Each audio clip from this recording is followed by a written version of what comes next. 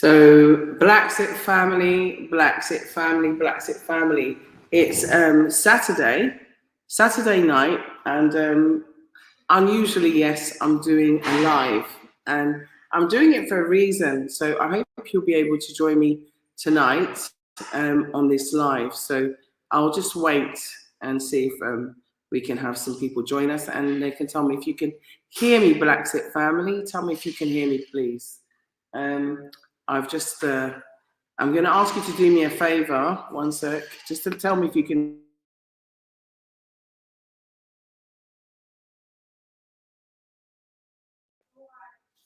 Hello from darkness. Hey, greetings, darkness. Hi, beautiful African queen. You can hear me. Lovely, wonderful. Thank you. Thank you so much for joining. So today's topic is a little bit controversial. Thank you, Narrow Way. Thank you all for joining me tonight. Yeah, as I Amata Sabah, thank you so much. So I'm Nyancho Kajabi, if you've never been on here before, also known as Juliet Ryan. I'm going to say hello to Italis. Hey, Fatia, good to hear from you. How are you? How are things? Yeah, my phone's back on, but I've got a barrage of messages backed up, so I will get back to you, okay? London, Sunshine Corner, my sister. Oh, I'm good. I had a little bit of, I have to get some water. That reminds me. I had a little bit of a choky cough, but I'm okay. I'm good. Tyrone Brown, you're here. You're here in the Gambia. Hi, and this is Mahmood. Hi, Mahmood. How you doing? So, usual rules. We always keep the comments positive. We don't diss each other in the comments section. Hey, Delcia Amado, long time. How are you? Thanks for joining. We always keep it positive. We always keep it live. We always keep it friendly. We always keep it all love. Now, I wrote a post, and I realized it might be controversial, but I think it's something that we need to talk about. So this program is, Are We Ashamed? Are we ashamed? 11 months out and I'm on my way. Okay, great. Thank you, Tyrone. So I wrote the post and I said, are we still ashamed? That was actually what I wrote. And the reason why I said it is because of what I'm seeing, what I'm witnessing, what I'm experiencing from us brothers and sisters out there. And one of the things that I am experiencing that makes me really concerned is Travel with Tay. Greetings, sister. How are you? Thanks for joining. Amina Timothy Clark, thanks for joining as well. And she has a great project which she's doing actually on the old crypto, which I think she'd love to come on and share one day. And Tuko, thank you for joining us, Tuko. And I like the way you call me Nyanche Kajabi. Love that. Okay. So I'm going to get into the topic at hand because I really want to discuss it. I'm hoping that we have some guests joining us today as well, who are also welcomed to join us. I'm going to put the actual link on the screen so that you can also join today's topic. So I don't want to just be talking to myself. So I want you to join me. So I'm putting it on the screen there so that you can join me. So today's topic are we still ashamed? And what am I talking about? What are we ashamed of? Ourselves. Yeah, our culture, our Africanness.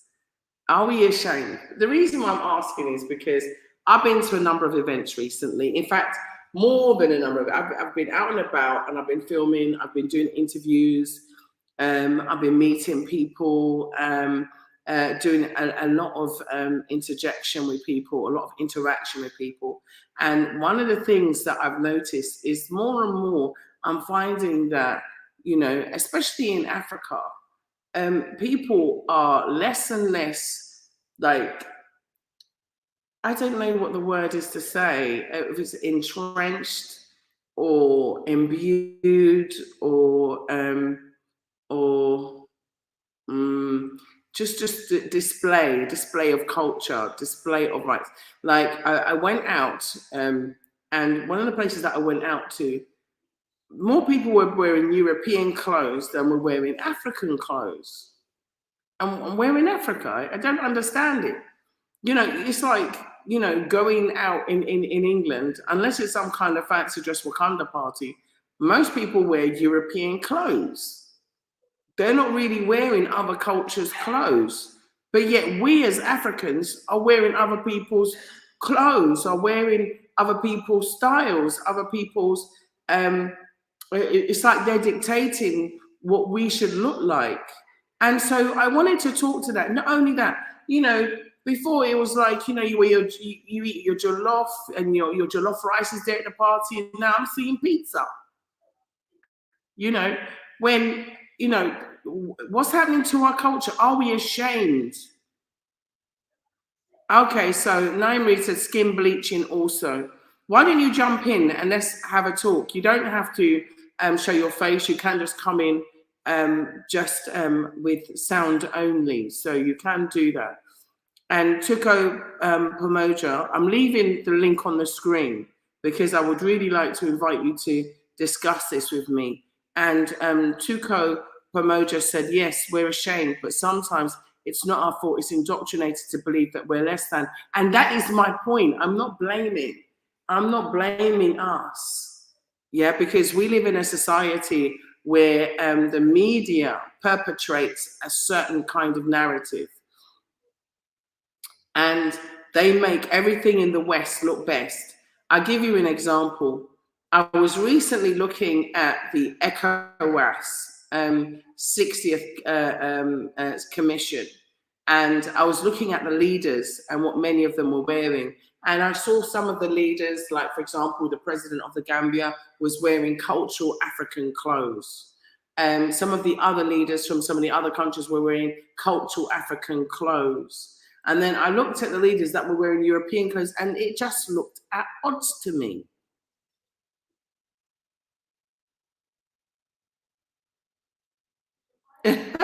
Okay, so I've got a comment here I want to share. So I hope you can jump in if you can travel with Tay. That's Shantae White, that's my sister there. Hopefully I'll be seeing you. Hoping that you'll be coming back soon. Stella and Max are just out there playing with Kath. They just finished having some more food. Anyway, but that's by the by. A Gambian told me that it is how people can tell who is Gambian and who is from the West. Gambians wear westernized clothes and Westerners wear African attire. Hey, now that's quite interesting. That's quite interesting. Is that because, and I'd love for anybody who's from the continent to come and join me, is that because you basically think that the West is really attractive and it's made to be more attractive to Africans, and so they want to appear to be successful and modern, and it looks and shows them, you know, these brands and these names and everything. Is that what you think it is? Because I need to understand the mentality. You know, I was with a friend, and we went out. We were going out, and so we went into a shop to get some attire, and it was the first time I'd seen him in African attire, and he looked amazing, like properly, like, you know, a proper long gown, like proper. He looked so good, and I thought, look how good you look in these clothes. And I thought, why aren't we really donning our clothes? Because, like in Europe, when I was growing up, Indians still wore their saris and so on, and they really stuck to their culture. And, you know, I saw other people from other cultures sticking to their culture, but not us. I mean, I'm saying that, of course, it is the influence of the West. And I'm not saying that it's not, but I'm saying that now we can have that revolution, because even if you can't get out, you can still wear African to give you your identity and wear it with pride.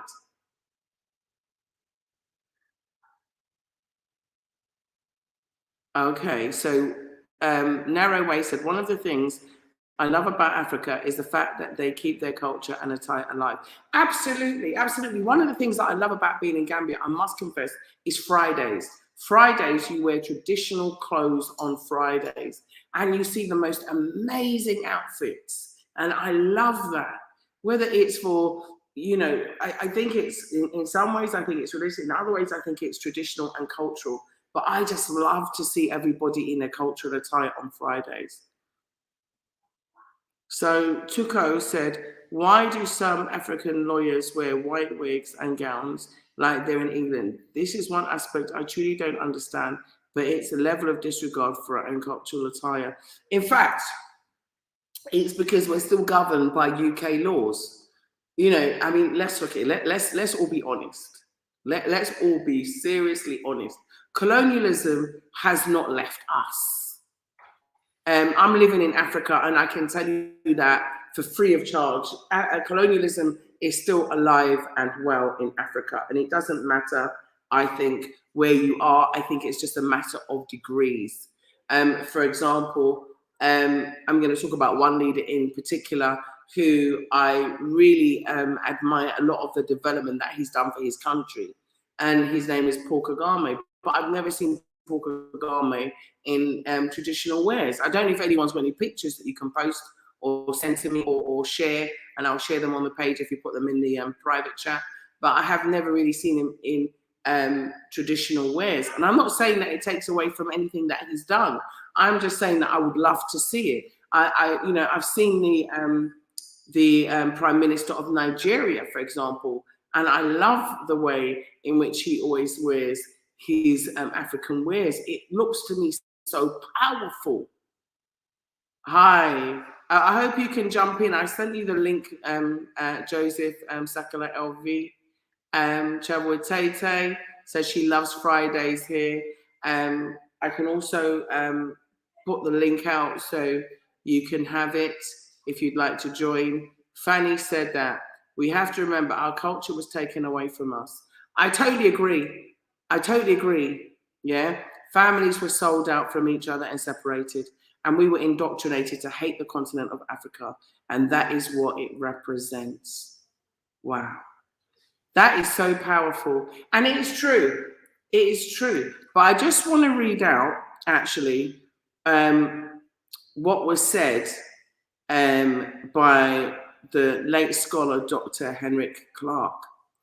He said, and this is what today's program is about. So we're just really talking around. I'm just warming up while everybody gets on, because I would love to. Hi, Bob Garvey from Kersering. Hi, Kersering. That's not far from where I am. So please feel free to contribute. Yeah. It said, in the words of the late scholar, Dr. Henrik Clark, to control a people, you must first control what they think about themselves and how they regard their history and culture.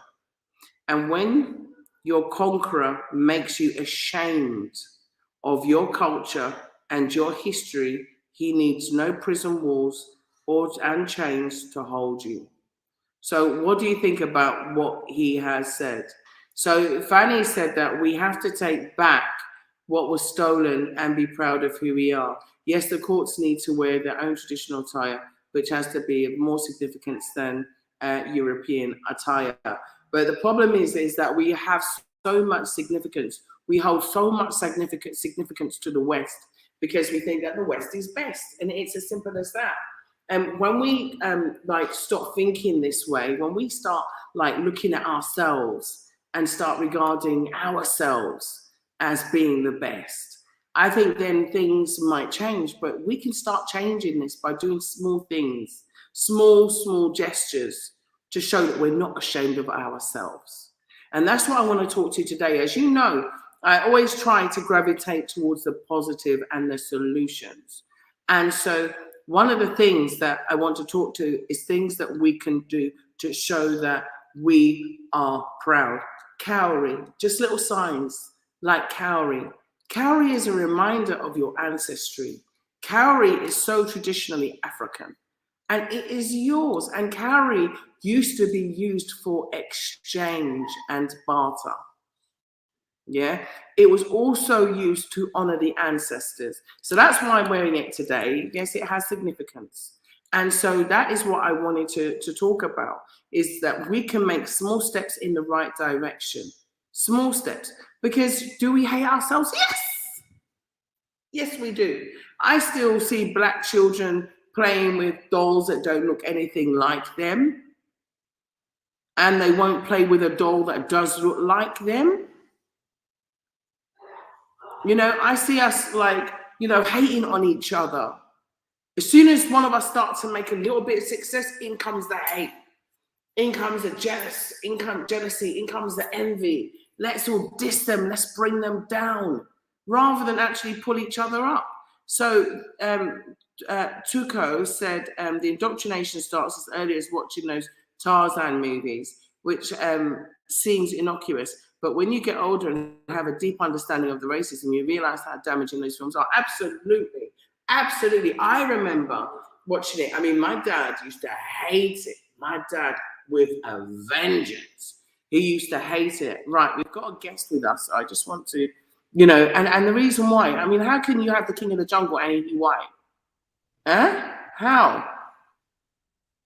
And in Africa, where nearly everybody is Black and everybody is African. So Joseph, welcome to the show. Thanks for joining us. Thank you so much for having me. So I hope you understand the topic of today's show. I made a post, and it's based on something that Dr. Henrik Clark said when he was alive. But I made a post that says Black people could be empowered today if we were not filled with hatred, jealousy, and being envious of one another. And Dr. Henry Clark said, the late scholar Dr. Henry Clark said, to control a people, you must first control what they think about themselves and how they regard their history and culture. And when your conqueror makes you ashamed of your culture and your history, he needs no prison walls and chains to hold you. That's very true. That saying is very, very true. You know, when these people came to conquer Africa, they couldn't manage to defeat us physically because we are a strong people by nature. The way that we have been created, we are a very strong people. So what they did was they infiltrated our cultural beliefs.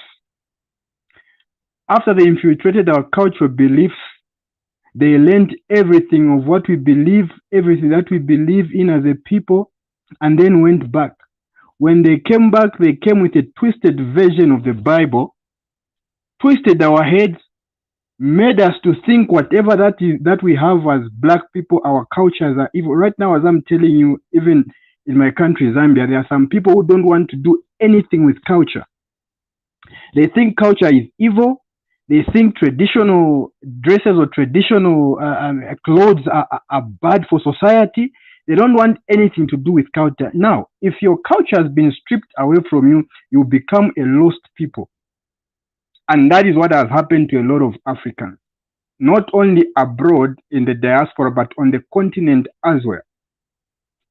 If they see someone looking or putting on a suit, they'll think that person is educated. If they see someone putting on a suit, they'll think that person is a rich person. If they see that person is putting on a suit or high heels or whatever, they'll think that person is a high-class person. They downgrade whatever is African and upgrade whatever is Western. Now, that is a narrative that we need to change on the continent as we are doing now. We need to embrace our culture. In fact, the other day I was talking to my father.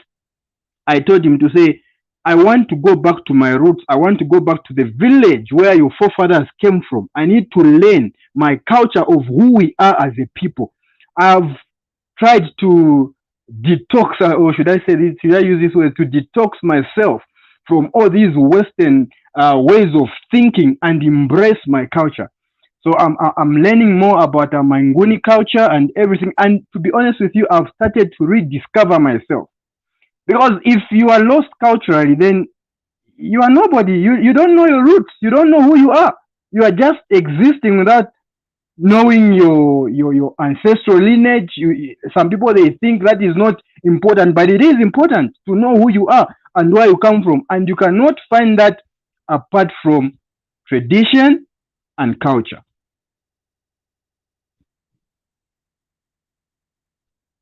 I totally agree, because since leaving the UK and coming back to Africa, for people who aren't aware of our story, let me just share with you for a minute. So my husband and I and my son, we repatriated. We left England for good, and we came back to live in Africa. We built our house, so we're mortgage free. We have no bills because we're totally off the grid. We're solar, and we have no water rates because our water comes from the ground. This water here is from our borehole. It's clean, it's fresh. It's not reused toilet water that has been put through. It's delicious through any filtration system. We have our own filtration system, and when you don't have rent, you don't have mortgage. And in Africa, you pay as you go. What you pay for, you pay and you go. And so it's a much, much better system. You know, if you're going to buy a vehicle, you buy that vehicle. You're not buying it on credit.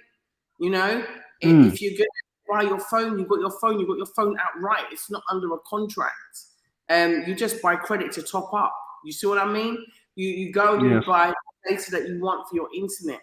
And so it's a completely different thing. All my electricity is coming from the sun, so it's off the grid.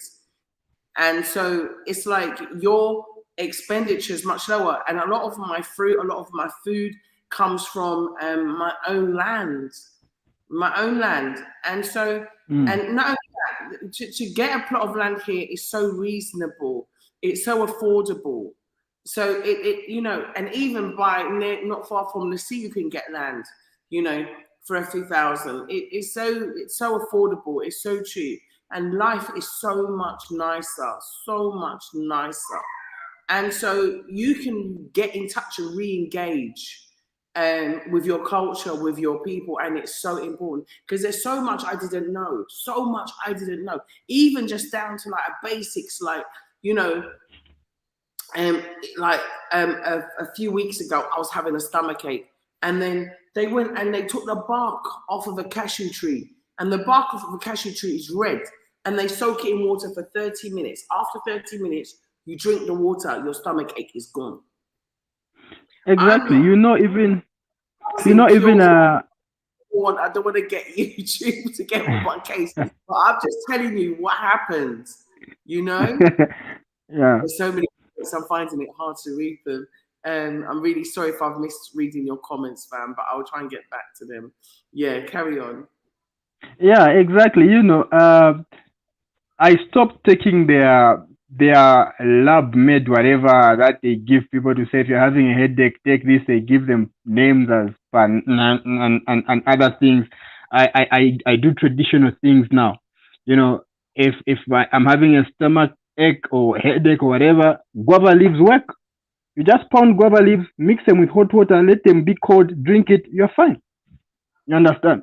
They don't know the effects of these things that they put in their bodies because they are being recommended by the people who are using things which are not right and making whatever. Hey, you know, YouTube might censor me. Let me let me stop what I'm saying. But the African traditional way is the way to go. And our people in the diaspora, you know, I always say this, you guys in the diaspora, if you're listening, you need to have a feel of Africa. You understand? Because you are a real proof and a living example of what Africa can do for someone. If you are determined, you come to the motherland, you definitely make it here. And the good thing is you won't just come, you will start beginning to learn of your true self, of who you are. Yes, exactly. I think also you get to see yourself in a different light. I think you can go some serious integration. Not only that, you've got to remember that we've been stripped. You know, living in England, You know, you get to, you know, eat what, fish and chips, and you know, it's true, it's true. Go have a cup of tea, love. You know what I'm saying? You're not drinking the baobab. You're not drinking the ginger. You're not drinking, you know, the dahi. You're not drinking the dita. You're not drinking the cabbage juice. You know what I'm saying? You're not having the fresh mangoes off the tree. You're not eating the fresh avocados off the tree. You're not having fresh bananas, picking it in your garden, and your fresh guavas off the tree. You're not having that. It's like when you go to the supermarket, right? I don't listen, people, you might not like me for saying this, but you go and you can get even seeds with no fruits in it, bananas with not even seeds in it. I mean, like oranges with no seeds in it, right? Like, oh my gosh, like everything here has got seeds in it. It's so natural. And it's true. And you know, what kind of life existence, you know, was I living? And people say, oh, it's right for you because they said, no, we planned it. We planned it. And that's what you have to sit there and plan it. There's a way out for all of us. And you know what? You can manifest it too. I know people say to me, yeah, but how? How? I can show you. First, you got to have the vision of what you want, and you got to set that goal, write down that goal of how you want, and then start working towards that. Find yourself several different passive income streams. Yeah? Exactly. Do exactly. You can ordinarily do just to make sure that you can get through, because you can get out. You can get out. I swear down. When I'm watching, like, you know, them pounding, and I realized how to make seasoning. All this time I was buying seasoning out of jar, out of packets. What for? I could get my garlic and pound it, get my onions and pound it, get your Scotch bonnet and pound it. You understand? Get the salt and pound it, get the green peppers and pound it, get it and pound it, and make your own nice seasoning, put some lime in it and pound it. When you come out, that's in the food tastes good on it. You know? It's like a whole different reality. A whole different reality, a whole different freedom. You know how many people I've met? Last night at the soiree, I was at a soiree. I was invited to Uncle Taff. He was having a like thank you kind of soiree at his beautiful home. Oh my goodness. He has such a beautiful home. And I want to say thank you to Uncle Taff and all of the South Africa Global team and all his daughters and his wife and everybody for inviting us to his wonderful, wonderful home. My goodness, I'm telling you, wow, it was amazing. And like, while, you know, we were at there, I bumped into a lady who watched the interview that I did with Wodo Maya, where I said, England is a dump. She said to me, girl, you motivated me. I said, what? I said, yeah. She said, it was you. I watched you on Wodo Maya. And I said, I'm getting out and I'm coming. And when she came, I met her. And that was 2 years ago. Do you know that she's established her business? She said to me last night, she's got her PA. She's doing so well. And, you know, she's really succeeded in what she wanted to achieve. And she said to her, what she worked her life for to achieve in the UK, she has achieved 2 years living here in the Gambia. Can you imagine? Wow. Can you wow. She said to me, I came here for a holiday and I ain't been back. She came here on a 2-week holiday and she's been here for 2 years, established her business, doing well. Wow. Wow. Huh? I mean, I'm my own success story too, you know, but I don't want to blow my own trumpet because, you know, people, you know, I mean, when I mean that I'm my own success story, I mean as in achieving goals, you know, and making those goals, and then you know, and then trying to make sure that you can attain those goals. And that's something that I've missed my comments. Sorry, I was writing your thing up. Sorry, everybody. You know, it's so funny. It's so funny because most people, they want to have this conception about Africa without even coming on the continent. You understand? I'm Yeah. telling you, like what you've said is very true. If you are determined and focused, Africa is very easy to make it. You just have to be focused, know what you want, know what you do, have a clear vision of where you want to see yourself in the future when you come to Africa. Then start organizing yourself. When you come to the continent, make connections, and everything will be fine. That's just that's just the honest truth. You are not the only success story. There are a lot of success stories, people who have come from the diaspora, not only there in the Gambia, some they are in Central Africa, some they are in East Africa. They are successful. So this stereotype of saying Africa is a difficult place, no, don't go there, don't do that. I think people need to start changing that, and then try to come yourself. Just visit. Even if, like what you said, she came for a 2 week holiday, then she ended up staying for 2 years. You see, so that can happen to anyone. Africa, I'm telling you, it's a very good. I would say it's a promised land. That's what I can say. Africa is a place to be. Oh, without doubt. I mean, can you share with Black Xit subscribers what it's like where you are in the world? Because I have not been there yet. So just give people like a quicker like picture postcard of what it's like where you are in Africa. I'm in Southern Africa. I would talk about Zambia.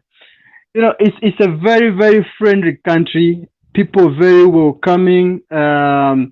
You won't feel like a stranger when you come. The people they treat visitors. I wouldn't say. Let me not use the word stranger or foreigner. They treat visitors our own. When you come to visit this site, they will treat you more than the citizens of that country.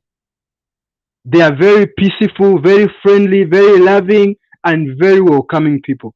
And it's so funny, like what you said. In Zambia, we don't buy fruit because all the fruit that you need, they are planted in the yards.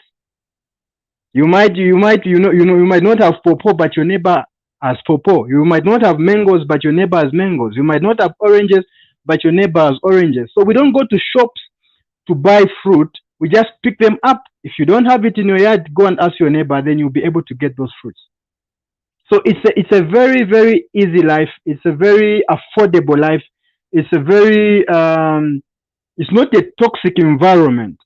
I know a lot of people they're identifying most of the time they identify themselves with West Africa. But I would advise to say just sometimes just visit Southern Africa, any country of your choice, and then see what you're gonna find here. I'm telling you, people are very friendly and they're eager for the diaspora to return. So tell me what's the landscape like? Is it mountainous? Does it have beaches, rivers? Is it landlocked? Um, Uh, Zambia is mountainous. Let me say Southern Africa is very mountainous, but there are countries which are landlocked. Like for example, Zambia is a landlocked country. They don't have oceans or seas. No, we only have lakes. The only place that you can find oceans or seas is when you go to South Africa, Namibia, Mozambique, and Angola. Yeah, these are the only countries which have got the seas and the oceans. As for the landscape, it's a mountainous place. Southern Africa is built on mountains. It's very beautiful to see. It is built on mountains. Yeah, I wouldn't put it much in words because if I put the information out, people would be like, okay, this and this. I would just advise for people to come and visit. In fact, we are anticipating a visit from Black Xit. You just have to come this side in Southern Africa.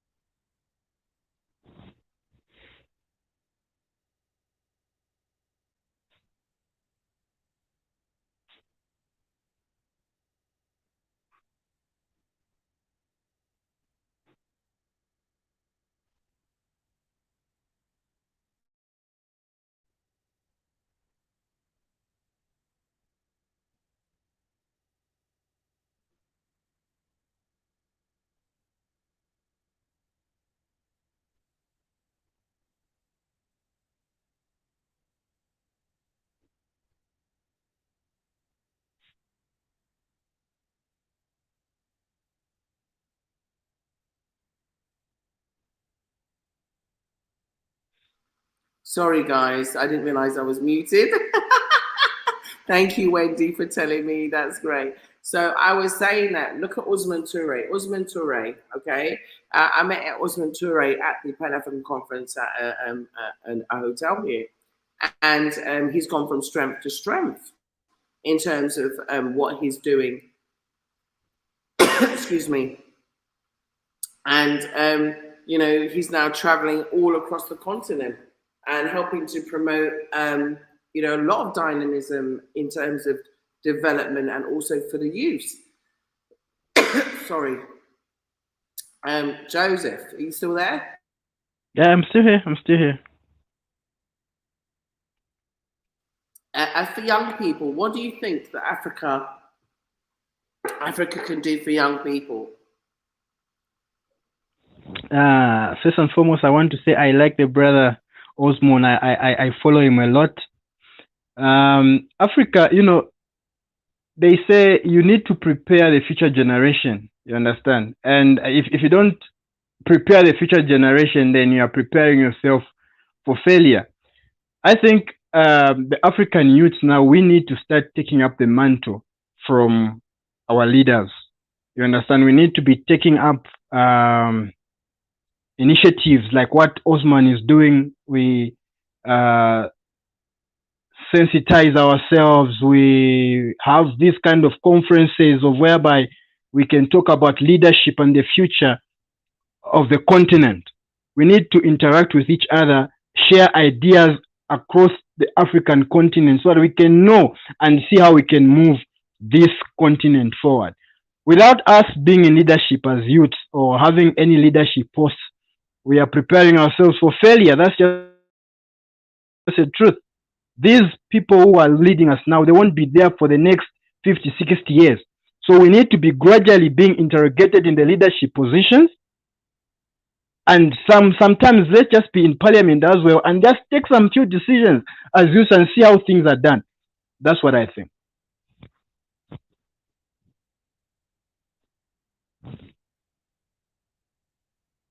Someone said the sound has disappeared. Can you just let us know if you can hear us now, please?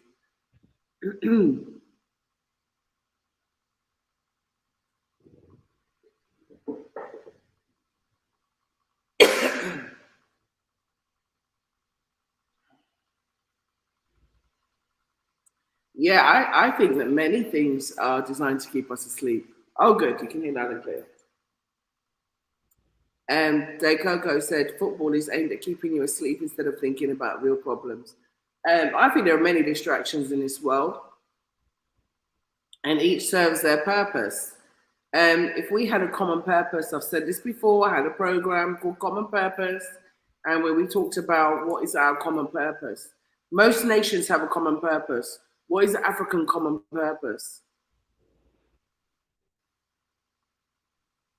Joseph. Yeah, I'm here. What was the question again? Most people have a common purpose. Yeah. Yeah. And if we had that, the problems that afflict us probably wouldn't. It's because we don't have a common purpose. If you have a common purpose, you don't have to tear each other down because you're all working towards the same goal. Yes. That's true. I think the common purpose that we need to have now first is to have a one Africa. We have a single country, one continent, one Africa, instead of having these single countries forming up 52 countries in one continent. Look at what happened in China. China, what they did was, in order for them, although they had fights and whatever, but they said, we are going to deal with this thing internally. You know, no one must come in, no one must come out until we sort this thing out ourselves. Then they united. Those ones who were against it, I don't know how they managed to convince them or to sort the situation out. That is what Africa must be done as well. The common purpose that we need to have now is to unite the continent. If we become one country, then the rest will be easy. Okay, Tuko said, give them a sense of belonging to a family that is resilient, resourceful, and above all creative. That's what Africa can do for the youth. I think that, yeah, we need to create opportunities. I think that is it. And It's not just down to the continent. We need to come together. If we all come together, yeah, whether we're on the continent or off the continent, and we identify as African, we can help. There's something that we can do. It's amazing little things. I saw one lady who was, redesigning clothes, which had been sent over, charitable clothes, using the fabrics, reusing the fabrics and redesigning them and making so many different things using traditional methods. And it was really interesting. I was saying there's so much that we can do. We're so talented as a people. We are so talented as a people, that we can do this. But the thing is, we have to be proud of our culture. A lot of our creativity is imbued in our culture, culture. That's true. That's true. And our history. Often enough, we don't talk about the very rich history that we have, because the history that we're being taught is selected, and it's selected on purpose. So you're not going to hear about the Nzinga warriors when you're at school. Why are you going to hear about the Nzinga warriors when you're at school? Because they don't want you to hear about the fact that we conquered. We came. Yeah, they give us fake history. They give us fake history, then they.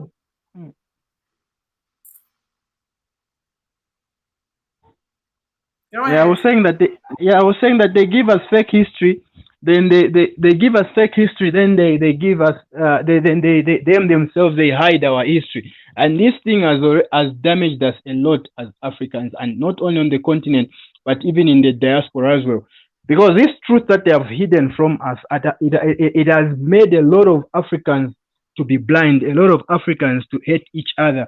You understand? The truth is in the real history. And if we go back and learn our true history, which is culture and tradition, I don't know back there in the Gambia if they still learn about Kunta Kinte, of what he did. That slave guy, the strong African warrior who they stole from Africa. I don't know if they still teach them here. I learned about Kunta Kinte when I was in grade 9. I never knew about him. You understand? So we need to start digging and searching our history. Then whatever that we need as a people to move forward, we'll find it there. And it doesn't have to just be the slavery narrative. Sam, welcome. Thank you for joining us. You can unmute yourself.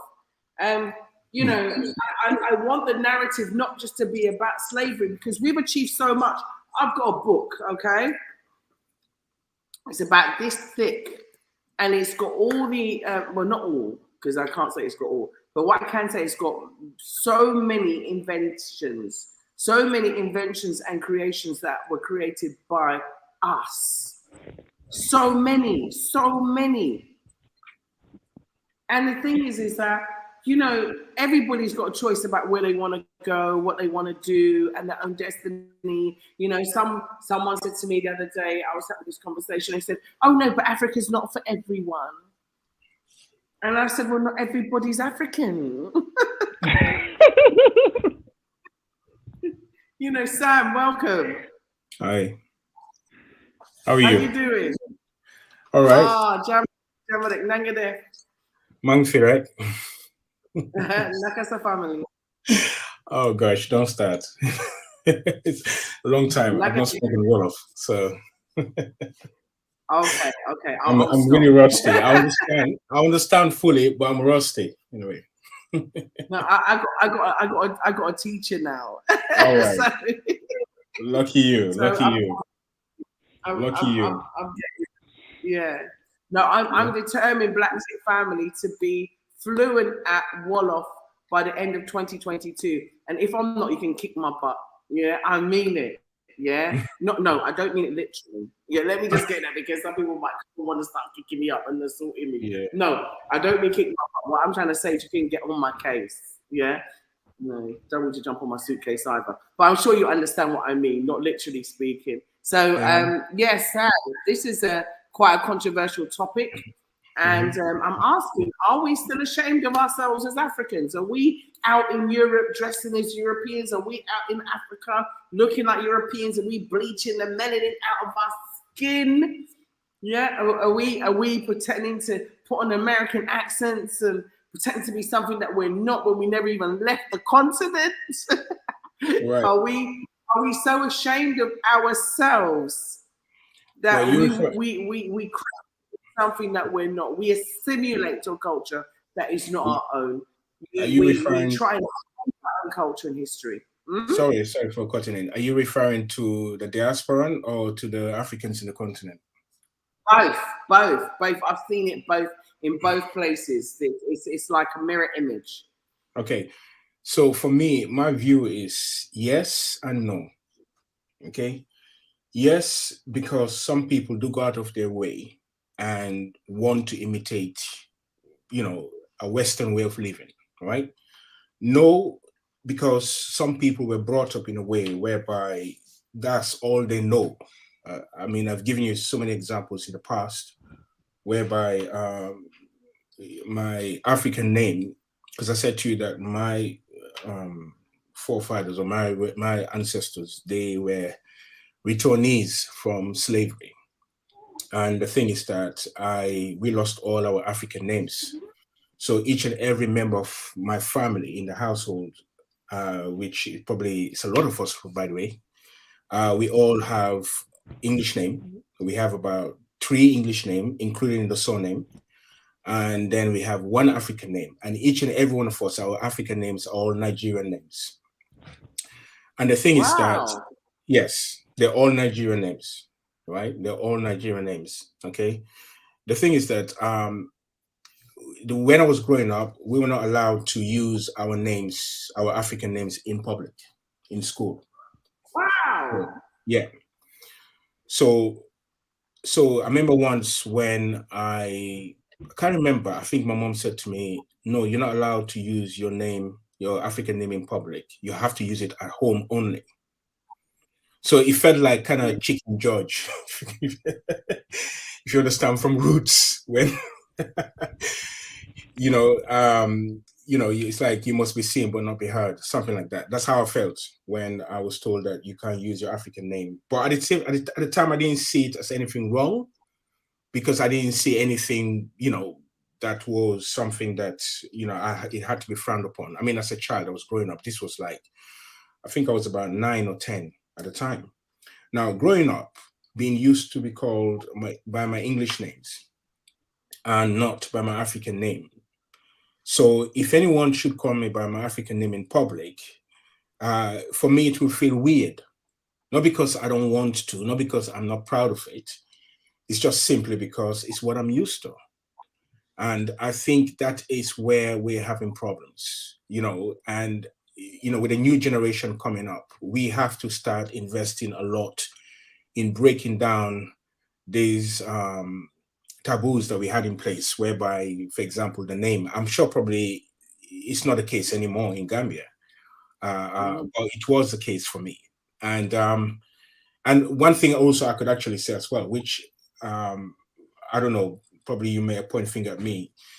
I mean, being in England, for example, for me to wear my African gown to go out, etc., I feel a little bit odd. I think probably because, when you're the minority, for me, because I don't like to bring attention to myself.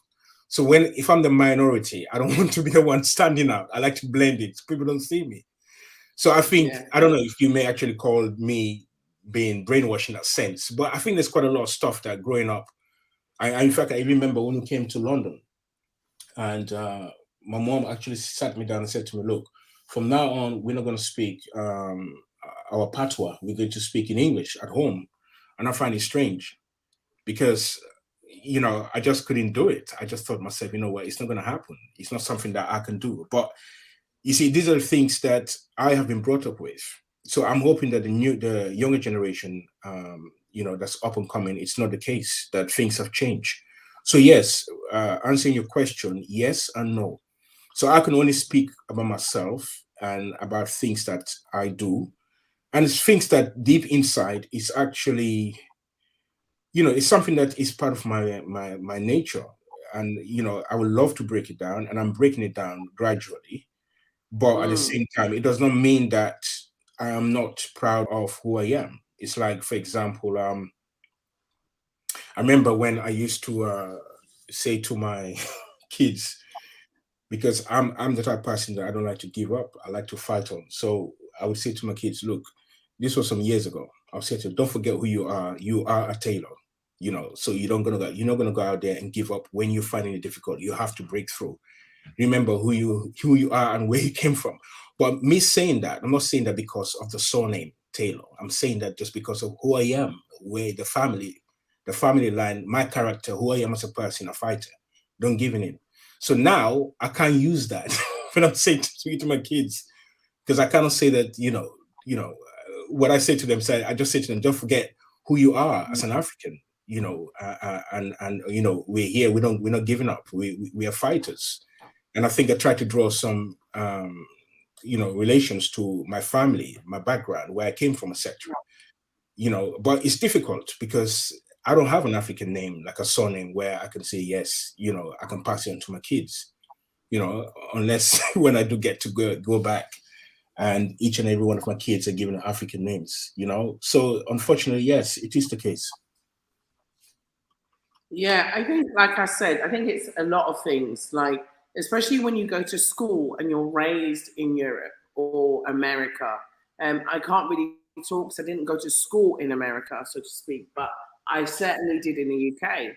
And you're made to feel ashamed. I don't, I know people say to me, oh, I didn't really experience racism. I didn't really, have all this.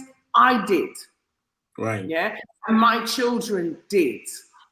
To the extent of absolute, ridiculous extents of racism and hatred, abhorrent hatred. I remember being called the worst names ever because I was black, because, they used to call you Blackie. They used to say that you were poo face. They used to say the terrible, terrible things about you. They used to move away from you like you used to smell. They used to just be, it was terrible.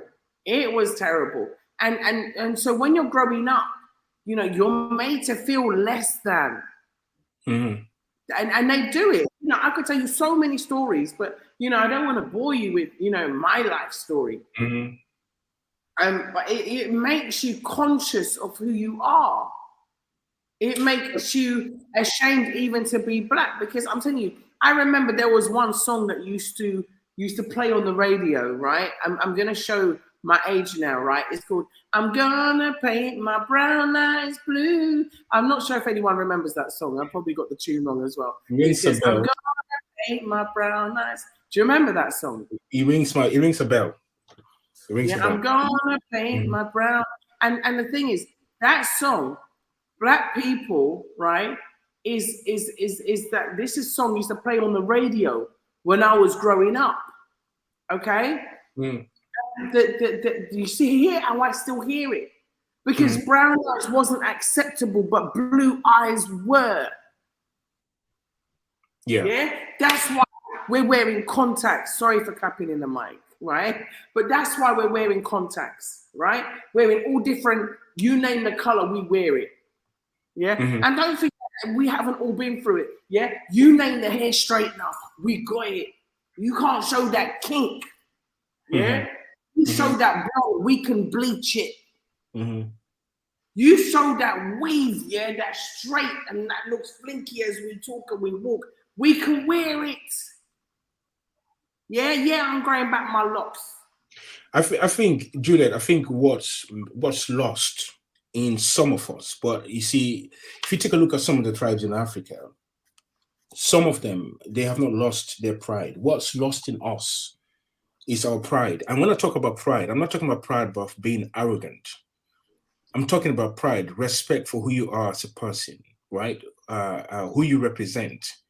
And I think, because growing up as a child, I never got sat down by my mom or my parents telling me about how great we were as a people or what we've done. They don't instill in you the things that to make you be proud of being an African, right? So that's the reason why, even if you take a look at the Pan-African movement, it started off in the West, in the developing world, in the developed world. The Pan-African movement never started in Africa, right? because you see the blacks there, the African, the people of African descent, they saw the importance of, you know, being pro-African, because they start finding out about their history, who they are as a person. But we in Africa, especially when I was growing up in the Gambia, I never knew much about any heroes in my history. I mean, right now, if you probably go around the streets of in Gambia, you're probably hardly going to see any hero. You know, we don't know our history properly. You know, I don't know about now whether things have changed. So, for example, here every Christmas we're always watching all the war movies, Second World War movies, etc. You should know that. When you were here, Juliet, they used to put a lot of that on. Yeah, I didn't You know? watch TV. I had Yeah, time for the it's still on every Christmas. They always show World War, wherever it is, and then at the same time, you know that every year they celebrate the anniversary of World War II, all the soldiers who died and everything else. World War One. You know, to be honest, if you look, it's their heritage. You know, I'm not kicking it. I'm not knocking it. I'm not part of it. I'm not knocking it, right? But what I'm saying is that we should have ours. And when we start instilling in our young people, you know, I mean, for example, right now, I mean, I watched when you had this is this, you know, I think you had a talk about the African, the history of the Africans who were enslaved. When you had all the members of parliament, when was it? Oh, yes. Yes. Yeah, when we had the symposium. Symposium, Yeah. that's it. Yeah, the word came off my mouth. Yeah. So the thing is that, you see, that is what you should be having in schools. Yeah. That history there is not for you to be telling, you know, fine, the older generation, fine. You know, some of them would appreciate it, some of them would not appreciate it. It's the future, the future generations. Those are the ones who are supposed to be listening to this, right? Because if we don't expose the truth for them to know who they are, how special they are as a person, they will always embrace. It's like, for example, I come down heavy on my kids when they're watching a lot of manga. You know, these cartoons, this Chinese manga, right? Because I said to them, look, you know, I said to my son, because my son is creative, I said, why didn't you come up with a black or African cartoon character, you know, that, you know, you could make a lot of, you know, short clips whereby you could show something great about Africa, so that the young black kids growing up can see something positive about themselves. Can I interject for a second? Go ahead. You know, my son watches so many black cartoons that are now on YouTube and everywhere. We don't even have to watch manga or mango or whatever you want to call it. Mm-hmm. Yeah? We got so many black things. We've got so many alternatives that it's really our directive as parents. Like I said, we can talk about our parents not being responsible, but the influence of my dad is why I'm here. You know, my dad was a Pan-Africanist, so he influenced me in the sense that saying, look, you know, you're my African princess. When you say, you know, to your child, you're my African prince, you're my African princess, you know, he takes you to the Africa Center, he takes you to go and see African culture.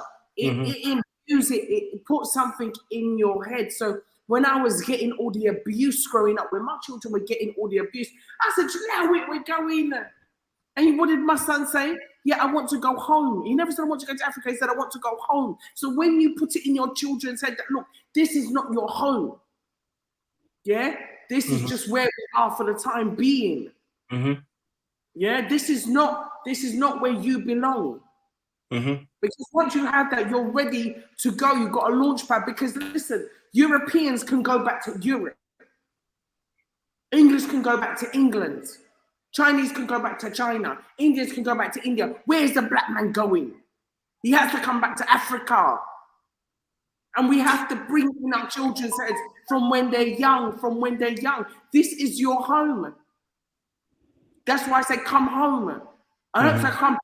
You understand? And so what I'm trying to say is that in school, us children are indoctrinated, whether we like it or we don't like it. Yeah? Your best friend is your white friend because that's the best friend to have. I mean, I want to bring Joseph in because he's been here for a while as well, and he's been quiet. But what is it like for you going to school in Africa? Do you have the same indoctrination as us? Are you made to feel ashamed of who you are? And are you made to feel proud of your African language? Do you learn in your African language in school? Are you made to feel ashamed? Are your heroes black or are your heroes white? Are your heroes black or are your heroes white? Is it Kimper Vita or is it Queen Elizabeth? Who is it? Yeah, Juliet, I was made to feel ashamed. When I was growing up, I couldn't speak English. And I remember I went home one day crying because a teacher asked me a question in English and I failed to respond. And I went home crying to my mama, and then I told her what happened. Then from that day, she told me, okay, I will change you from the class of vernacular, like local languages, and I'll put you in a class of English. So that is what made me even to learn this language. A lot of in an education system is true. We are made to feel ashamed. I'm telling you the truth. If you don't speak good English, they will laugh at you. If you don't have an English name, they will talk bad about you. Superheroes, it goes as Sam was saying again, it's all about the Chinese, Spider-Man, and all these Incredible Hulk, nothing to do with African heroes. So I think that's a narrative that needs to be changed as well. We need to include the Shaka Zulus, Yes. the people who fought, the Shaka Zulus, people who fought these guys. We need to put in even the Samola Machels. We need to put all these guys who did good for the African people. Let them be heroes and let our kids learn about these people and let our youths learn about these people. In fact, even adding to what Joseph, sorry, Juliet, adding to what Joseph said. Yeah, if you take a look at Africa, okay, I mean, I don't know if you watch African Tigress when she was going around the continent, and she was in southern part of Africa, and she was asking some of the people, the citizens there, how many African countries do they know, and what do they think about them? Something to the effect. You probably must have seen some of the interviews she did. And one thing that I realized, which is really a shame, a big shame. Like I said, we are living in a system where that's been planned, that's been orchestrated by the Westerners back in 1881. They had a plan, they didn't stop slavery because they felt that it was inhumane or they want to do us good. They had a bigger plan for the long term because they know that slavery was not, it's not sustainable. At some point, things will not go according to plan, which obviously you could see that a lot of people were putting claims, because I didn't know that the people were insured. So you could claim against the slaves. If you lose any of them, whether they die or whether some of them jump overboard, whatever it is, you could come back and claim. So I think if I'm right, the insurance companies were paying out a lot. I don't know, Juliet, you can correct me on that. Was I right? Am I right? Yeah, I think there was. I remember reading an article by Professor David Akinola.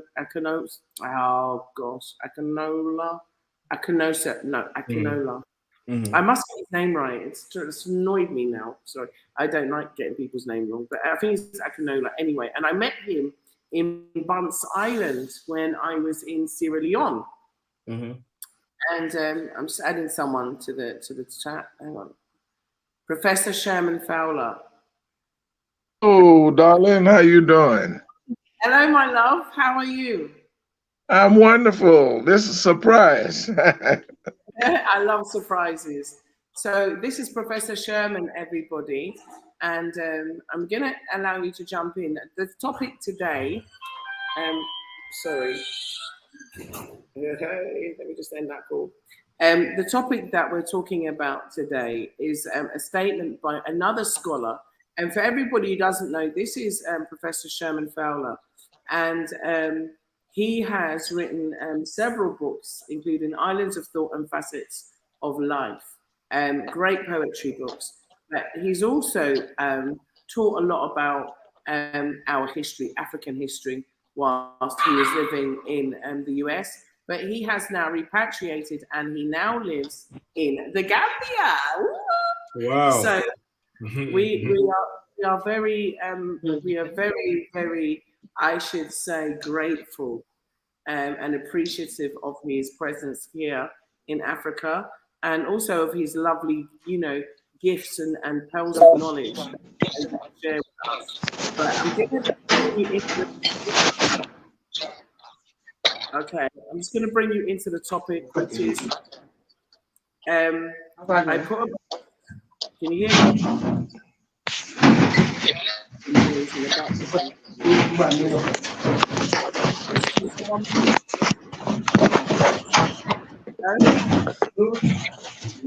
There's a lot of noise in the background. It is. Professor, can you hear me? Yeah, I hear you very well. Okay, okay. That's it. The noise has stopped. Okay. Sherman. Professor Sherman. Sorry, there's a lot of noise.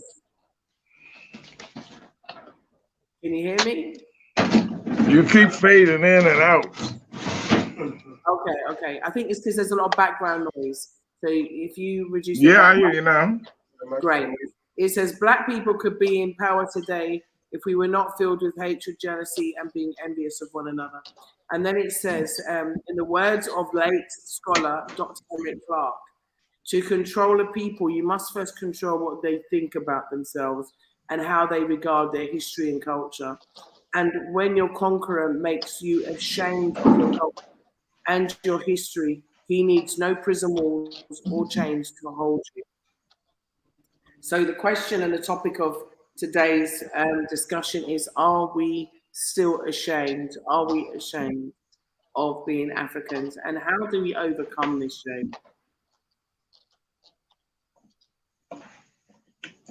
You want me to speak on that now? Yes, please.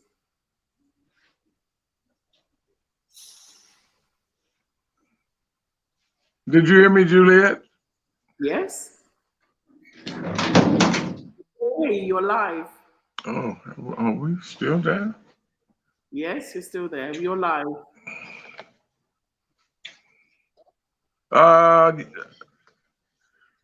Okay, well, okay. Now, in regards to the fact that we are ashamed or not ashamed, I am thinking that the vast majority of our people are ashamed of being African, and there's a reason for that. We have been programmed to dislike ourselves and to love others. We have been told that we are ugly, that our hair is not good, that we are lazy, that we are devious and deceitful, we are devils, we are demonic. We have been programmed to have a very negative view of who we are. And as such, that view, when you are raised from a child with that view, you would undoubtedly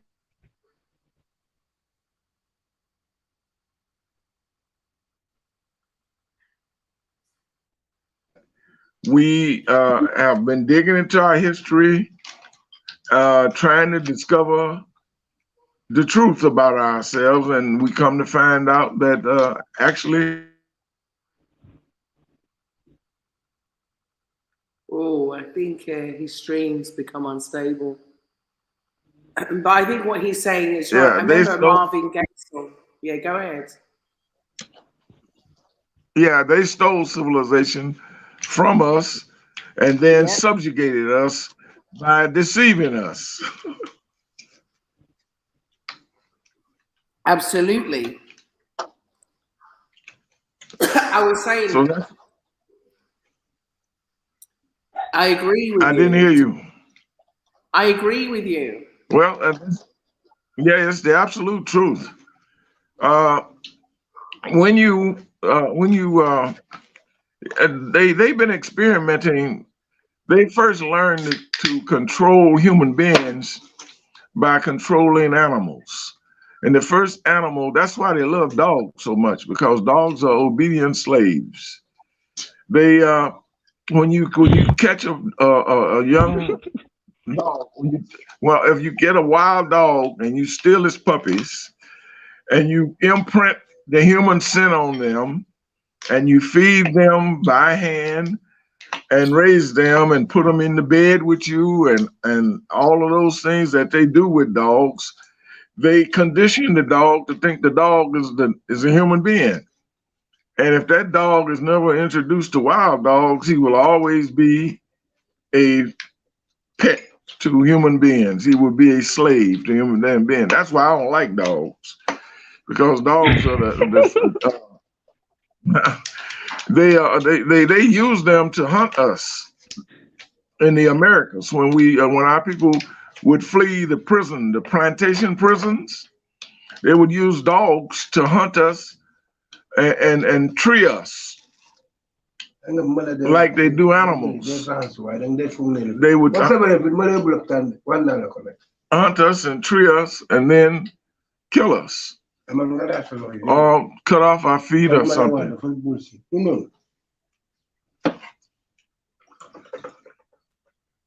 Yes, I understand. It's just a question of conditioning. Yeah, that's what they do. They condition you from youth, from what they call it is a socialization process. That's what they call it. They socialize you. They give you your first drink when you reach a certain age in order to make you an alcoholic. It's all a socialization process that they have devised for the young. And they do it through their education in the church, in schools, and with your peer groups. And it's all designed to make you think less of yourself and be less of a servant. They want to create a permanent servant to Europeans. That's what they want. They give you so much education that will allow you to be of service to them. And beyond that, they don't want you to know anything. They want to restrict your knowledge. Everybody quotes a quote, knowledge is power. But most people don't know that there's more to that quote. It is by an anonymous person. And the full quote is this: knowledge is power. It makes men masters. Ignorance compels men to be slaves. That's the full quote. Wow. But most people just quote knowledge is power. They don't know the second part of the quote. Well, that's the second part of the quote. You can only learn things like that through doing extensive self-education. That is, you dig through books, you dig through papers, you interview elders, and you gain this type of information. They are not going to teach you how to it's just that ain't gonna happen. Not intentionally anyway. They're not gonna say, hey, this is what you do to overcome what we are doing to you. Right now, they have a thing that in the United States that they have a new program now. They're sedating everybody. They know that, and not only in the United States, but all over the world where Black people are, they're sedating them through these places where they have legalized the use of marijuana. This marijuana has been doped. They are doping the dope, and it is causing people to not have drive. They don't want to do it. They don't want to work. They don't want to do anything but smoke dope. They did this to the Chinese back in the day with opium. And I know you heard about the Boxing Day. Well, that was when the Chinese threw Britain out of China because the British had the whole country of China drugged. Yes. And that was how they freed themselves. That was how they freed them. So they went to war with Britain. And that's the strategy that the Europeans use. They sedate, they manipulate, they assimilate, they do everything they can to capture the minds of people, to make people be what they want them to be. And one of the things they do is to make you hate yourself.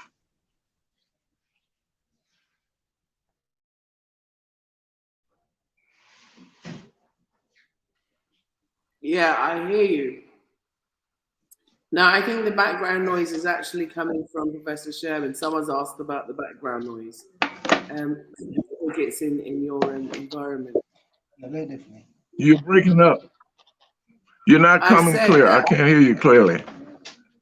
I'm saying there was some comments about some background noise. They told me to mute all of the mics, but I think it's your environment has the noise. There's a lot of background noise, very loud. Yes. Professor Sherman, can you hear me? No, I didn't hear you. That's why. That's why. No, I did. Well, I hear you now, but I didn't hear what you said. I said that there's a lot of background noise. That's what's muting out the sounds. Is it on my end or your end? Your end. Well, it's not that I can't hear that much of it. Okay, it's better now. Okay. It's better now. Thank you. So I was saying that Marvin Gaye wrote a song. I'm not sure if everybody remembers this song, and it was I think it's Mama Mama, and then he says it's not because our hair is wrong, yeah. And who are you to judge us? Do you remember this song?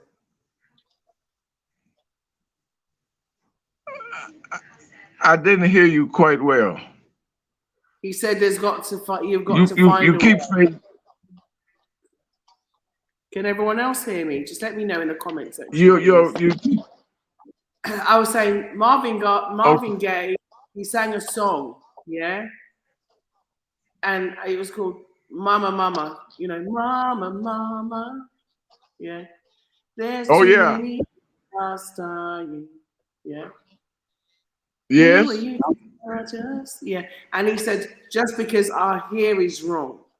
And he said, we've got to find a way. Now, this is, years ago, I remember this song. Oh, yeah. When Marvin Gaye sang it. Because someone in the comments was talking about music and the positive influence of music. Like, when James Brown sang, I'm black and I'm proud. When you look at all of the reggae songs, you even look at Bob Marley, you look at all of the greats.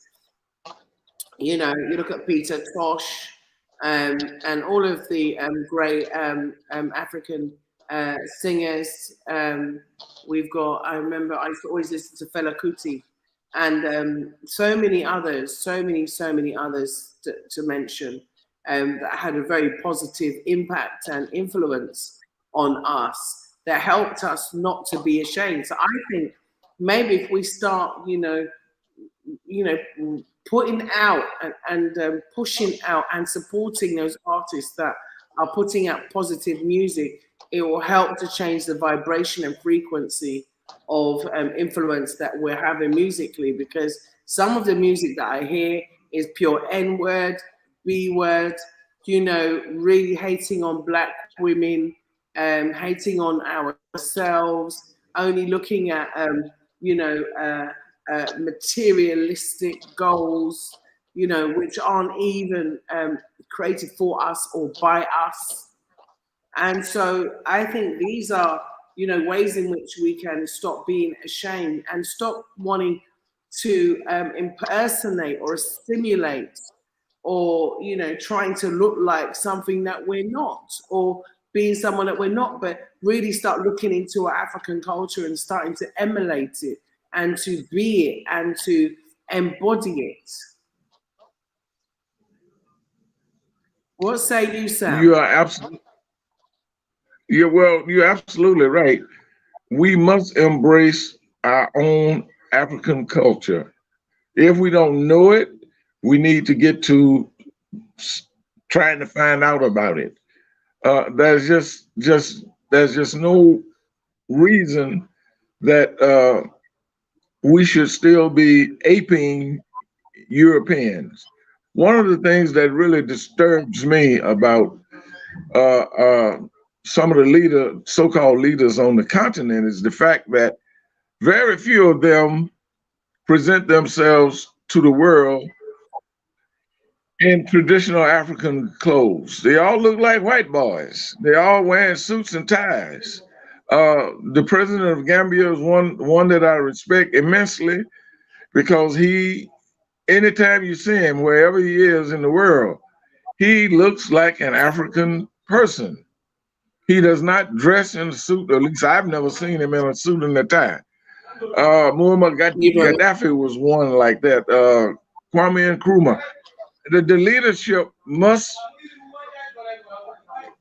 project them. Oh, there's some noise outside my compound here. But the leadership must project themselves as African leaders. That was one of the things Fowler said in some of his music, like the song "Follow, Follow." That all they do is follow others. They don't lead, and that has to be corrected. The African leadership has to look like African leadership and not look like white boys from Europe. And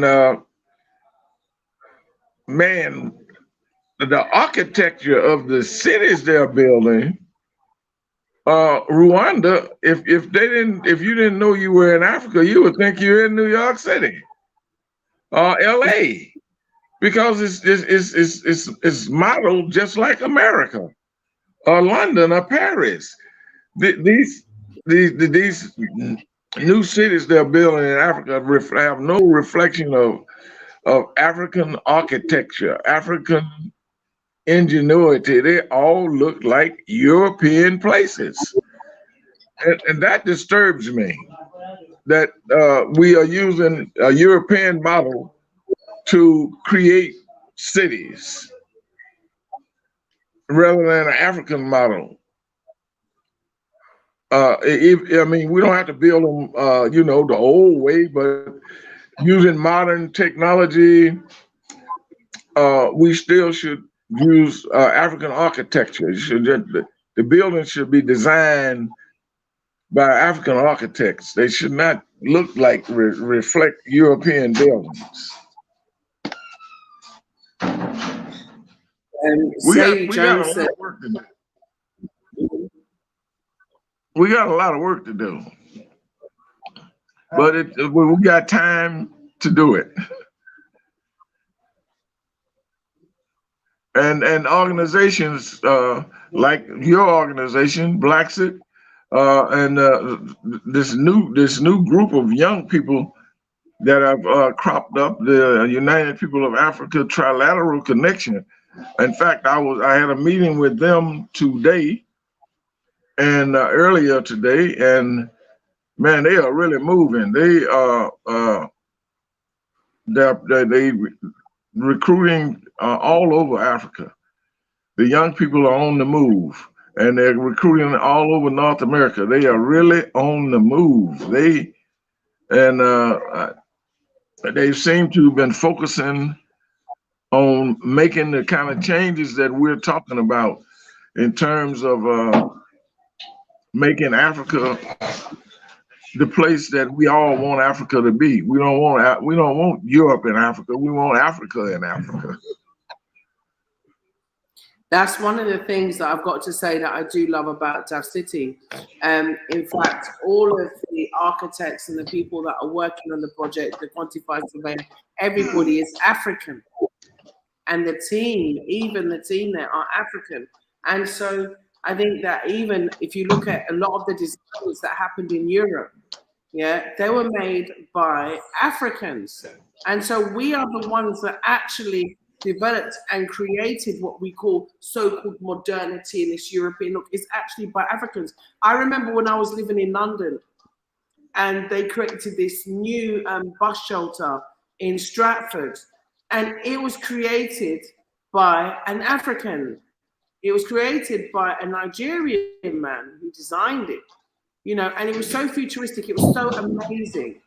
And, you know, I want us to realize that futuristic and also different designs can come from us as Africans as well. Because I know that there's been a number of huge designs that,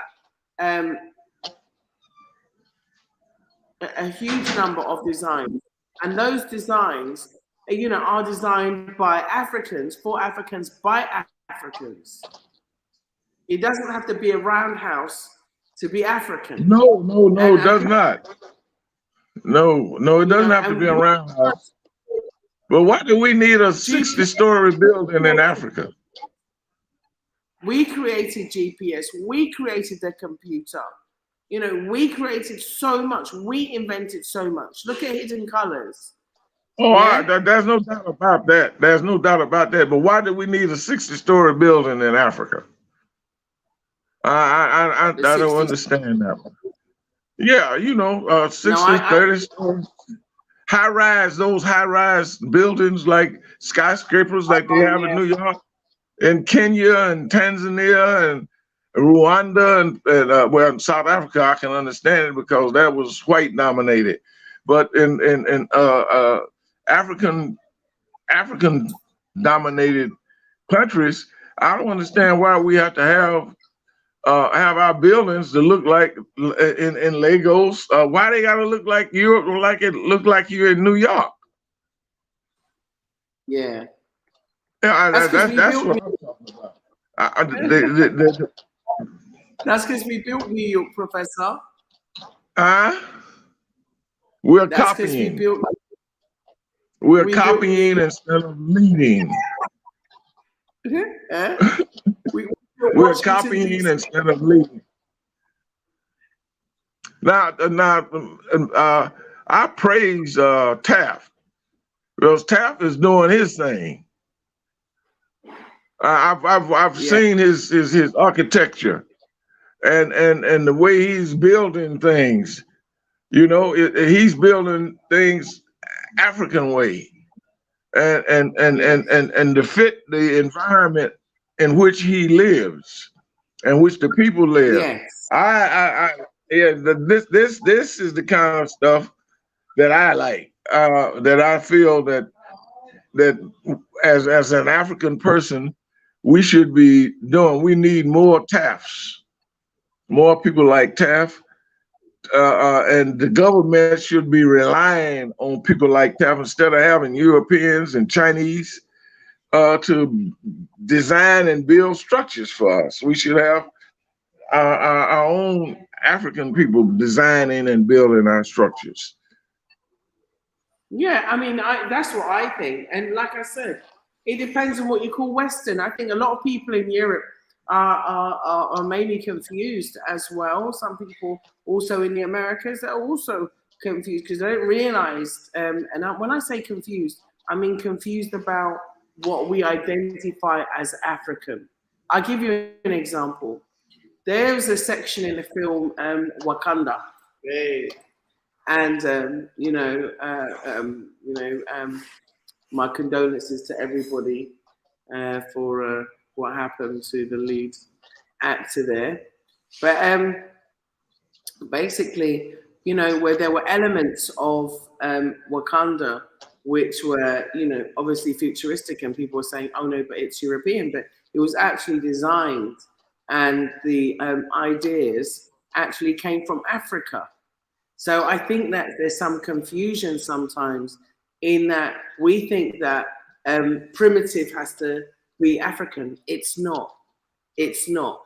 And you know, we have such a complex and advanced, you know, society. In fact, there was something that you said, Professor, about technology and technique, which I'd like you to share here, because it's very important that we also realize that we built Washington, D.C., we built London, blood, sweat, and tears, and slavery, money, and prisoners of war, money, and, you know, genocidal money, and, you know, from forced labor, from torture, from murder, from rape, from kidnap, is what built these countries. And also those designs were taken. You know, there's so much has been taken from us and then adopted by Europeans who, you know, I think it was, what's his name, a professor. He said that, you know, they're very good at mimicking and copying, but not very good at originality. And this is what has happened. But we think because they copied us and they put it out, that they're the originals, but it's not. It came from us in the first place. Okay. Well, Washington, D.C. was designed by Benjamin Banneker, who was a black man. Exactly. We know that. Yeah, we know that Washington, D.C. was definitely, he was an African man, and he designed the city of Washington, D.C. And the city of Chicago was founded by an African man, John Baptiste du Sable, who was an explorer. He founded the city of Chicago and built the first structures there, which was a trading post to trade with the Native Americans who were living on near Lake Michigan and on the so-called Chicago River. They call it Chicago. In fact, the word Chicago is a Native American word, which means stinking onion. That's kind of strange. They have a city called Stinking Onion, but that is the name of the traditional name of the city of Chicago is Stinking Onion. But a lot of our people are not aware of that fact because they don't know history and they don't understand that a lot of things in this world have been created for and by us, and that Europeans have taken over certain things.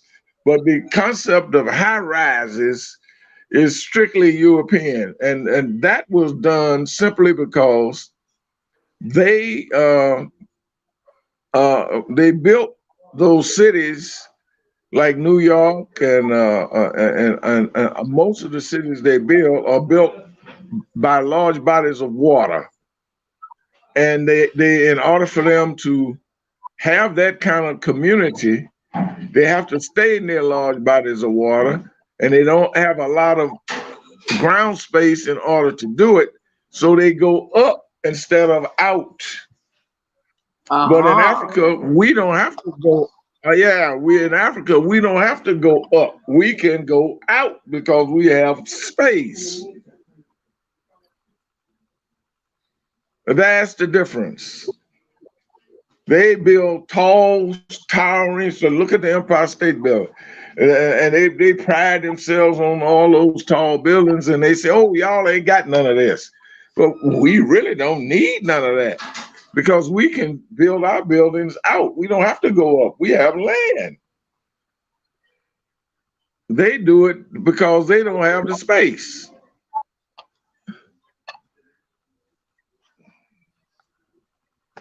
Yeah, I see. I mean, I agree that I personally, I don't really like skyscrapers. I don't feel safe. And like I said, when I watched the footage of, is it 9/11 and even Grenfell Towers in England, it makes you feel very unsafe. It makes you realize that anything is possible. Even when I used to go to Canary Wharf in England, I didn't like it. I didn't like going, you know, too far up in those buildings, and it doesn't feel natural to me. And even from the ground looking up, it's too imposing.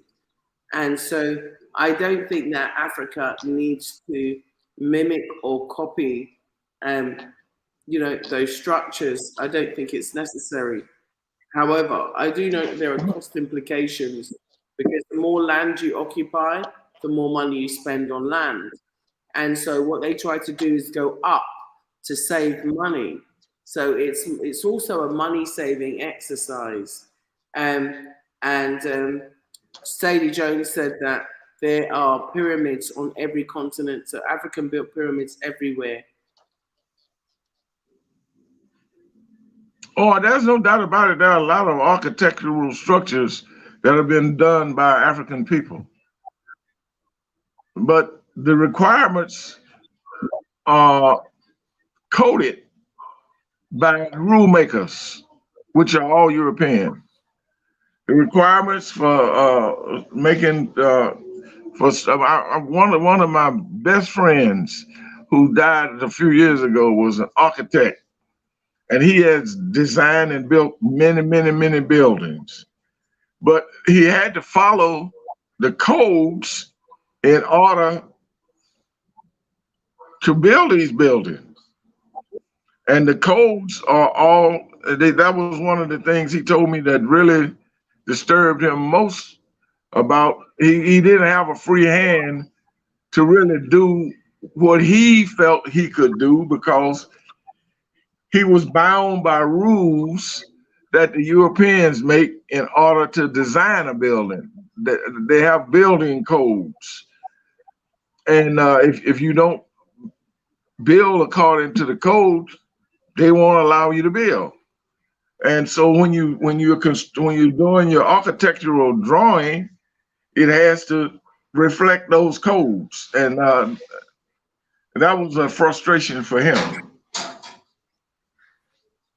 As a designer and builder of buildings, he was frustrated because he had to follow rules that somebody else was making, and they didn't allow his creativity to flourish. So Too Private says they have to politely disagree, as Africans have designed and built the tallest structures till this day. Sam, what would you say? Sam, are you with us? Yes, I am. Look, again, this is what I think our message is sometime this week, that we need to invest in our young people. When we invest in our young people, they get to and teach them to focus more on their heritage, etc. Because when you know more about your heritage, then you can bring that influence in whatever you want to do, be it fashion design, be it whatever it is. And I think we have such a rich culture that it bothers me why people want to imitate what is not African, right? Because if you look at the Western way of doing things, it is actually saturated. I think if you do something new, even if you look at the fashion world, a lot of the up and coming fashion designers, they're Africans, right? Because already I think there's a study that's been put out there that because of racism, a lot of the economies are losing our money because they're not giving Black people the chance to show their talent. So they're starving them of showcasing their talent, right? So I think if we invest in our young people, it will make a big difference. I'll give an example. Some of the heroes in different parts of Africa, not every African countries know about them. Now, I would like you to go around in Gambia, for example, and ask a lot of the young people whether they know some African heroes like Shaka Zulu, as Joseph mentioned earlier, and these other heroes that we have. We don't know of them, right? And I think what I was trying to say to you, Juliet, before Sherman came on, was that if you take a look at what the Europeans have done to Africa, in fact, they've also done the same to the Africans in the diaspora, to the African Americans, and to those who are in the Caribbean. I mean, I remember back in the days, people from the Caribbean, which would actually call themselves Caribbean. They don't want to call themselves African Caribbean or Afro Caribbean. They call themselves Caribbean, right? And then, so if you think about it, in Africa, we have the same problem as well in Africa. If you look at the western part of Africa, or you look at the part of Africa that speaks mainly French, and compared to the southern part of Africa, you always tend to find out that these countries, they don't even know about the West, or the West doesn't know about the South, or vice versa, or East knowing about the West, or vice versa, because we're all linked to our former colonizers, right? So, for example, those who are from French-speaking African countries, they know more about France than the rest of Africa, right? So these already, you can see that we're turning our attention from among ourselves, looking outside, thinking the grass is greener elsewhere, right? So, for example, I mentioned to you before that my wife, she's Congolese. She's from Congo. Now, the only way she knew more about western part of Africa is because she had some friends from Senegal.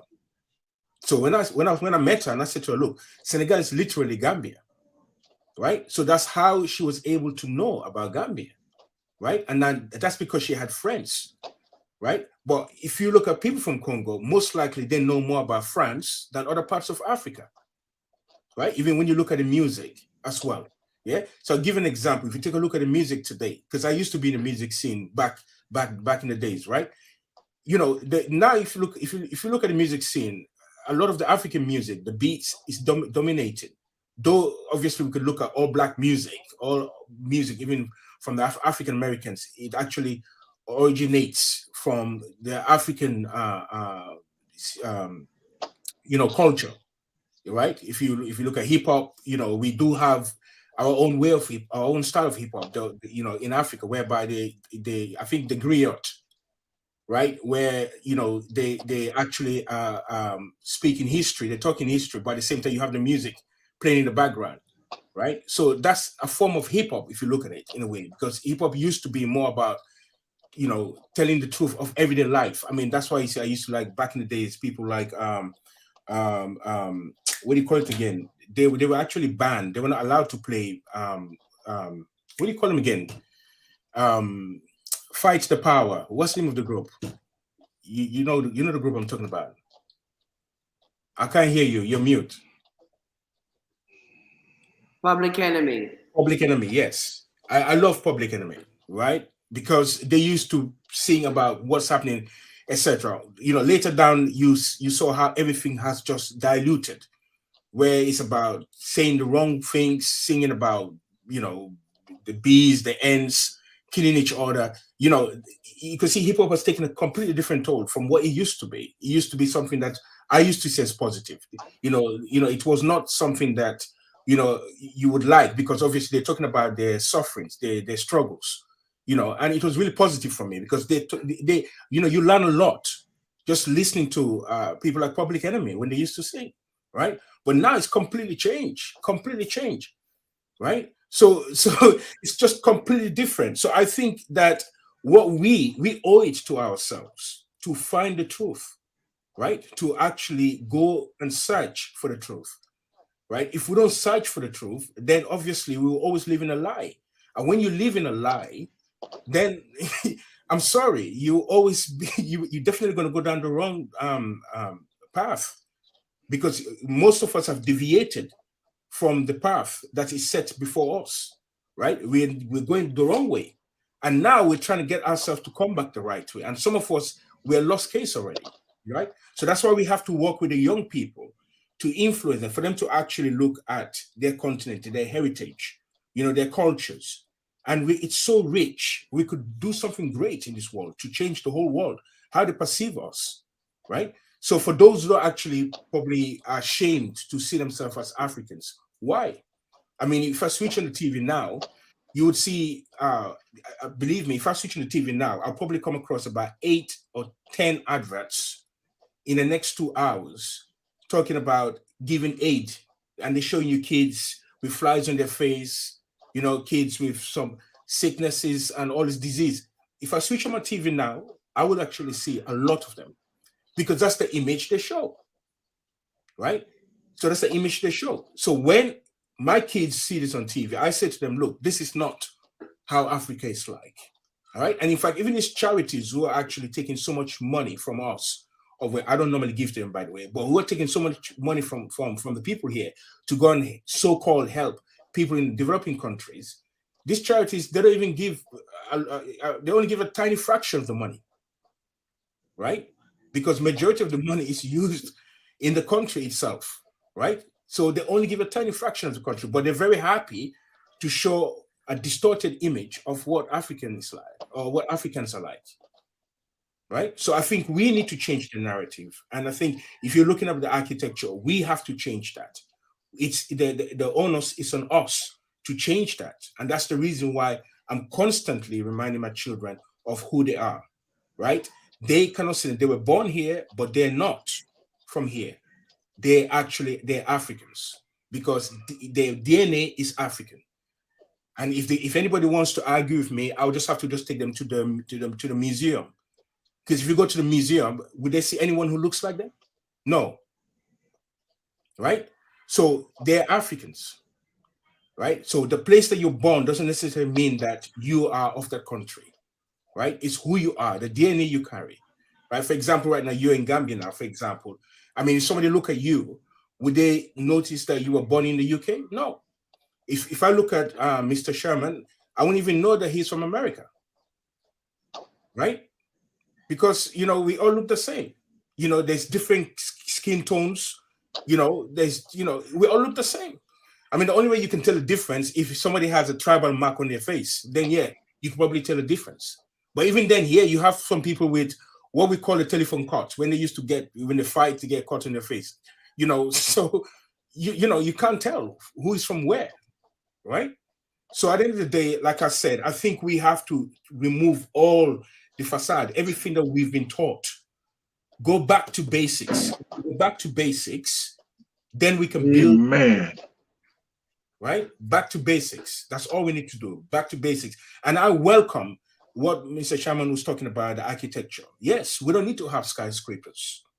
Right? Because even if you look at skyscrapers, all it takes for people to get stuck in a building is for the lift to stop working, or the electricity goes down, and everybody gets stuck in the building. We don't need to have skyscrapers, right? We can have our own style buildings. You know, we don't have to use, we can use traditional way of building our own buildings. And I'm looking forward to African architects who can come up with buildings that really celebrate who we are as Africans.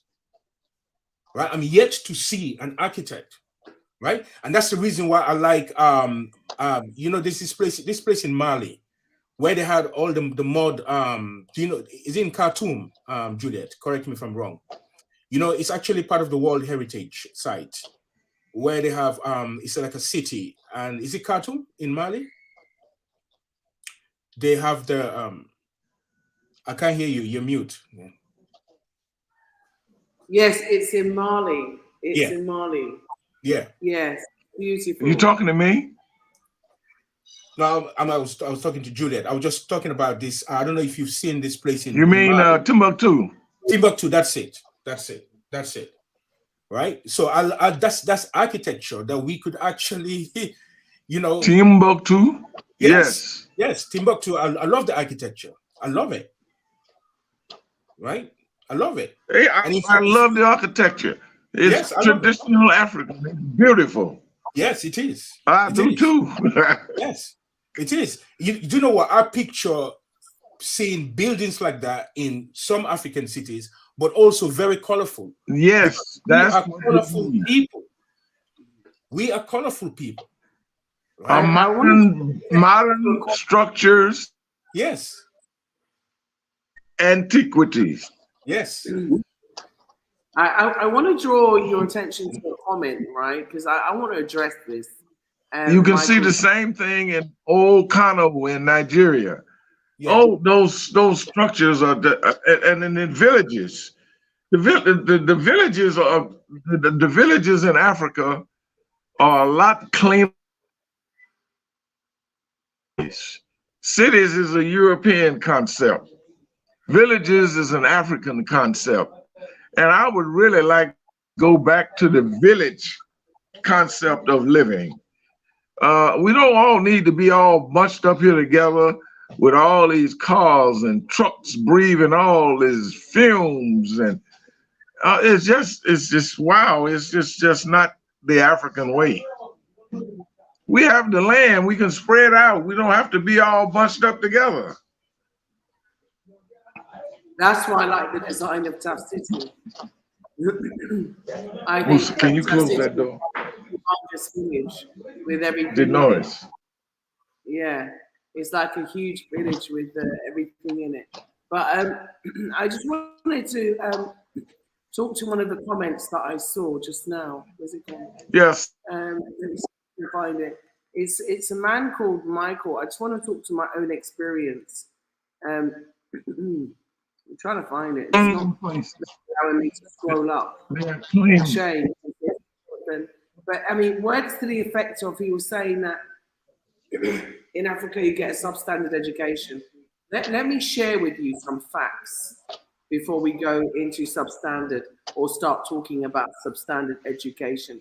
My son is being educated here. The standard to which my son is being educated here is far more superior to what he was being educated in the UK. That's a no-brainer, okay? That's for start, because he's in a smaller class, yeah? And yes, you pay for it, but it's not very expensive. It's not very expensive at all. My son still has the same facilities. Okay. And his class is smaller, so he gets more attention. Not only that, I want to go to the fact that you said there's no job prospects here. Of course there are job prospects here. I don't think that people realize, of course there are job prospects here. There are still colleges and universities here. There are still banks and communication companies. There are still internet companies. There are still newspapers here. There are still broadcasters here. There are still news channels here. I think people really need to broaden their horizon when they think about Africa. What we're saying is that for the future, we need to create opportunities because they have a big youth population here. And so, why can't we create those opportunities? I'll give you an example. You're going to watch some programs that are coming up on Bla Xit. One of them that I just put out this week was about the presidential lounge. It was a bit windy, so I apologize about the wind. But we was at the airport, as you can imagine. And, it was a company which was called, I think, Arves, which is a Senegalese company. And then the same day we were at Pavi Fort, which is also a Sierra Leone company, all African companies. And also there's a hotel that you're going to see where it was a Senegalese who put in the seed money of $100 million. So, these are projects which are being done by Africans for Africa with African money. And so those are opportunities. And when I went on site, if you've been watching Bla Xit, you will see all the females, young females that are being trained into construction, expanding their skill set. And, when you look at TAF, he has TAF Foundation, which is there to widen and to improve the skill set. And he is doing a program which is going to exclusively help women to learn new skills. So I think that there's so much positive things going on. I don't think that you should sit there, because I know there's high unemployment in England, high unemployment in the States, especially with COVID now. So how can you really talk about that and then compare it to Africa when you don't know? Where most people here are entrepreneurs. And there are many successful entrepreneurs here, many successful people here. We've got to stop painting this narrative of the baby with the flies on in the middle of the road. That is not Africa. That is not Africa. But I'm going to have to close the live now because we're nearly running out of time. So I want to thank all of our guests that were on the live with us today. Joseph, please, everybody, please subscribe to Joseph Sakala LV, his channel, and support his channel, Bla Xit Family. I'm asking you. And if you haven't subscribed to Bla Xit yet, please hit that notification bell. If you didn't like this video, can you please like this video for me? And if you haven't helped to support us, please do. We are hoping to make a big program about Blaxit, and we're looking to take it up a notch to like make like it's almost like a mini film. So I have to get proper equipment, proper everything. But I would like to make a program about the Blaxit story and about everybody that has been, you know, involved in assisting us with the whole, let's say, Blaxit exodus that has been happening. And so, and we want to document it in a professionally made document, so almost like a docu-film. So we're hoping that, you know, you will be able to support us. It's going to be quite a very expensive task, and we're going to need all the help that we can get to get the equipment, because we want to keep the equipment so that we can make films moving forward about other people as well and create employment here. So that's why we ask you to support us via PayPal or using botcollective@yahoo.com. That's why we ask you to become a Patreon supporter. But it's not just for Blaxit projects, it's also for projects here on the ground. It's for the Black Books projects, to put Black books in Gambian schools. It's also to help us to put, you know, roof over some people's houses, you know, that are affected by disaster. It's also to help provide food and seeds to farms. It's also to help, you know, we support and sponsor families. It's also, you know, to help create opportunities and job openings for other people, and, you know, to help people to also enter into education. We have sponsored quite a lot of people in that regard. So, you know, for us, you know, Blaxit isn't just a YouTube channel, and we are looking to syndicate ourselves on other platforms, not just YouTube. So keep watching this keep watching this space. Also, Blaxit is really about your emancipation. It really is about your emancipation. It's your opportunity to get a chance to experience freedom. And so that's why I'm asking you, even if you don't want to, or you're not in a position to relocate just yet, then just come see, come experience. Africa is a mansion with many rooms. Just come and see one of them, or two of them, or three of them, or four of them, or however many you like. But come and experience Africa. That's what I'm asking you all to do. Sam, I want to thank you so much. You're always a delight to have on the channel. You know, thank you for designing the Blaxit logo and for always being there to support us. And we really appreciate that. And we appreciate you and your family. Professor Sherman, this is your first time on a Blaxit Live, and you've given us so much information and knowledge. It has been amazing having you on the live. For all the Blaxit subscribers, I'm so sorry I haven't been able to read out all of your comments today. You know, I always enjoy a great discussion with you, but I want you to be more active in coming forward. That's what I want you to be. Next live, I want the screen to be filled with participants, not just in the comment section, but also on the screen. Sorry if I didn't share the link enough today, because I've been busy doing other stuff, but I just want to say thank you for joining us. Thank you for being a part of the Blaxit family, a part of this movement back to Africa, and you know, a part of our emancipation, our freedom, and also us taking out our investment from the West and putting it back into the best. Thank you, everybody.